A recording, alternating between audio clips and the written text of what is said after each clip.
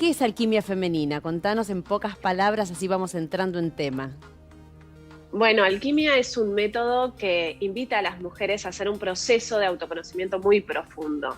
Es un viaje hacia descubrir quiénes somos, por qué nos pasa lo que nos pasa, especialmente los síntomas y conflictos que tenemos, ya que muchas de esas raíces nos vienen por parte de nuestra familia, de la cultura, de situaciones del pasado que por ahí no pudimos resolver.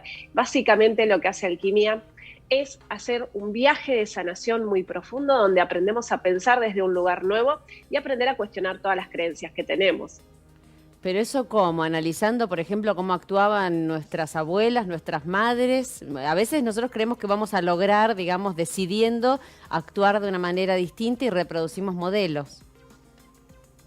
Claro, lo que pasa es que dentro de lo que es alquimia se estudia lo que es genealogía. Hoy por suerte hay muchas terapias que utilizan esta metodología para entender, cuándo muchas veces repetimos historias que no son nuestras. Por ejemplo, nosotros venimos de una familia, mamá y papá, en el lugar, en el ambiente donde nacemos y crecemos, ¿sí? Ahí aprendemos las conductas, las reglas de nuestra familia, que son propias. Es más, nuestros gustos y preferencias son muy parecidos a lo de nuestra familia, porque desde que somos muy pequeños estamos como en un estado hipnótico, donde aprendemos patrones de conducta. A su vez, también nos vienen secretos heredados, todo lo que pasa en la familia y no se cuenta, como los abortos, las situaciones de abuso, situaciones de duelos, accidentes o muertes tempranas que por ahí quedan bloqueadas y que se manifiestan en la siguiente generación a través de síntomas o conflictos específicos.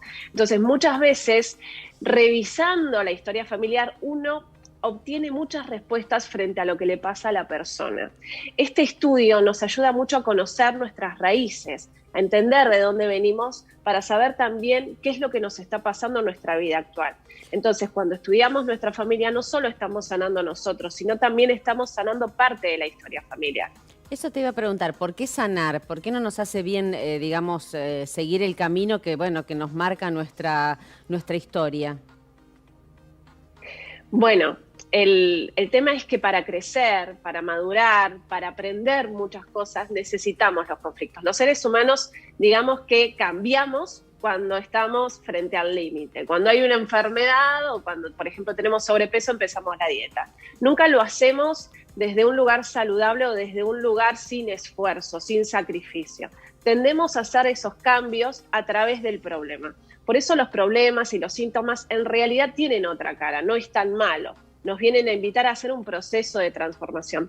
La persona, después de que pasa por un problema o por un shock o una situación que es traumática, al principio lo vive con estrés y con crisis, pero después nos damos cuenta que eso fue una gran oportunidad quizás para animarse a estudiar la profesión que tanto quería, pero por normas, por creencias, por cultura, no lo hacía, o por miedos. Y lo mismo pasa con las enfermedades. Cuando la persona logra sanarse o logra entender el sentido de la enfermedad, empieza a entender que hay un propósito detrás, que en realidad eso que nos pasó vino para bien. Y esto nos pasa en todo, ¿no? Cuando nos echan del trabajo, quizás fue la oportunidad para animarnos a tener nuestra propia empresa o vino un trabajo mejor. Siempre detrás de la crisis hay grandes oportunidades, y aprender a esta visión nos ayuda mucho a ser más positivos, generar menos niveles de estrés y obviamente tener otra mirada frente al problema y el conflicto, donde podemos solucionarlo desde otro lugar. Y en la relación con nuestros hijos, ¿cómo nos manejamos con esto? Porque en realidad inconscientemente queremos que sean de alguna manera o que aprendan lo bueno nuestro. Debe ser una cuestión de ego, ¿no? Que uno se cree que los hijos tienen que aprender lo bueno y no pueden hacer su propio camino. Lo que ocurre es que, digamos, nuestros padres van a proyectar en nosotros todos los proyectos que ellos desearon y no tuvieron. Van a tratar de darnos lo que a ellos les faltó, pero en realidad es su punto de vista, porque cada uno vive el amor, las faltas y las carencias afectivas desde su propio lugar. Quizás a tu mamá lo que le faltaba era mayor contacto con sus padres, porque venía de una generación donde eran más fríos. Y quizás hoy ella te da muchísimo contacto y es re pegota, y a vos eso no te gusta, porque vos asociás el cariño desde otro lugar, porque hay otras maneras de amar y no simplemente, por ejemplo, demostrando a través de abrazos y besos. Hay muchas maneras de expresar el cariño. El tema es que cada uno compara y cada uno tiene sus propias creencias. Entonces, frente a los padres y los hijos siempre va a estar esto. Yo voy a esperar algo de mis padres que no me van a dar. Siempre va a pasar esto. Yo voy a recriminarle a mis padres algo que me va a faltar. ¿Por qué? Porque si a mí no me falta nada, no puedo crecer.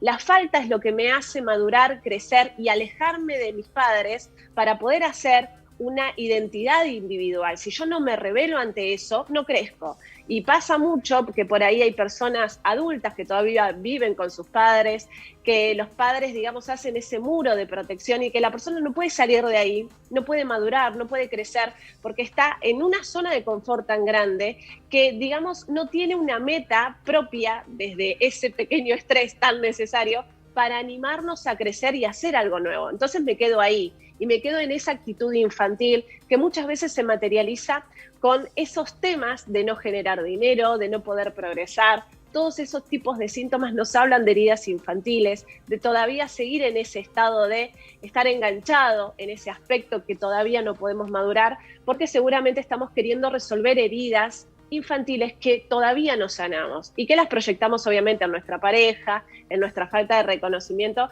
que tienen que ver con esto del reconocimiento de mis padres, ¿sí? Que me vean, que me reconozcan, que me amen y que me den lo que yo quiero. Por último, Natalia, Alquimia Femenina es un método, digamos, creado a nivel mundial. ¿En qué año? ¿Quién lo creó? Alquimia es la base de la ciencia. Los alquimistas eran los antiguos filósofos, los grandes investigadores que parieron la ciencia que hoy tenemos, pero lo que hacían en esos tiempos era unirlo al misticismo. Nosotros cuando hablamos de alquimia, automáticamente se nos aparece un laboratorio. La palabra laboratorio, en realidad, tiene otra historia, no es lo que nosotros nos imaginamos. La palabra laboratorio en la antigüedad significaba el labor del oratorio, porque se enseñaba en los monasterios. Recordemos que las catedrales y los lugares tan monumentales que conocemos cuando viajamos, en realidad eran lugares de enseñanza, donde se aprendía y donde se estudiaba. Recordemos que las personas, hubo un tiempo donde nace la alquimia, que las personas cultas eran los nobles o las personas que por ahí leían y escribían, y no todo el mundo lo hacía. Entonces en los monasterios se enseñaba todo lo que era hoy la ciencia, pero en realidad desde un lugar muy filosófico. La filosofía y todo lo que tenía que ver con los secretos de la naturaleza, que después se fue formando en una parte científica, es lo que llevó a construir la alquimia. Hoy nos quedan vestigios de esa alquimia química y nos queda esa alquimia filosófica como un método de autoconocimiento y de integración entre lo que es la ciencia y la espiritualidad, no separado, sino integrado como se hacía en la antigüedad. Natalia, muy interesante, te agradecemos mucho la charla. Muchísimas gracias. Hasta luego.